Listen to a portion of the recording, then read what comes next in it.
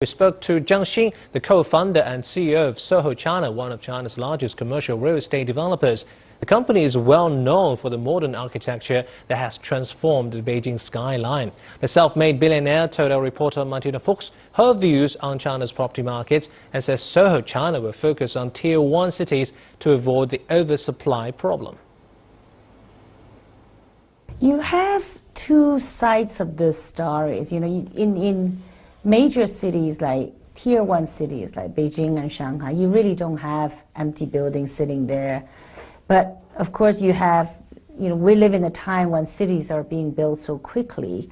And in smaller cities also, they've been urbanized very quickly. And those are the cities tend to have more supply than demand. So that would just take a longer time for the market to digest. We, as a company, our strategy to avoid that is to stay in Tier 1 city. So we're only in Beijing and Shanghai.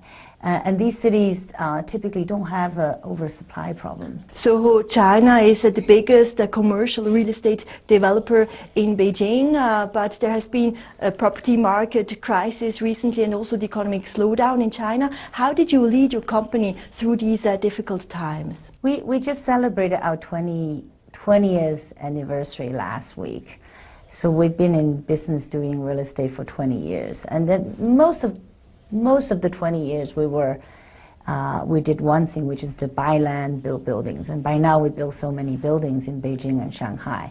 I think now with China's economy transitioning from investment-led to consumption-led, what it means for a real estate developer is that we're no longer so focused on just getting a land and build buildings. Instead, we're very focused on providing a service for the tenants. For instance, recently we started a new business called SOHO 3Q, which is to provide a share office space for startups, for small companies, medium-sized companies. And they come into this kind of very modern Starbucks style of work environment. And then they don't have a long-term commitment. They can rent for a week, a month, a year as they wish. So I think it's very exciting to do. You know, I've so focused, before I spent so much time building buildings, now is like doing the inside of the buildings, and it's exciting. Now talk to me about the future of your business. Are you going to stay in China, Beijing and Shanghai, or do you have any international expansion plans? No, we're very much focused in China, and we are very much focused in the office, real estate. And then now are really exciting just to continue to develop the SOHO 3Q as a new business.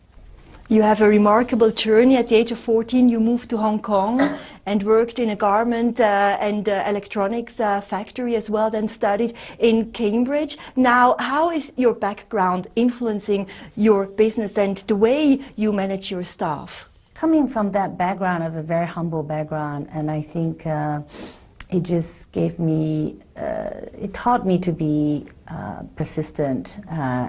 And you know, especially in tough environment, and still be persistent.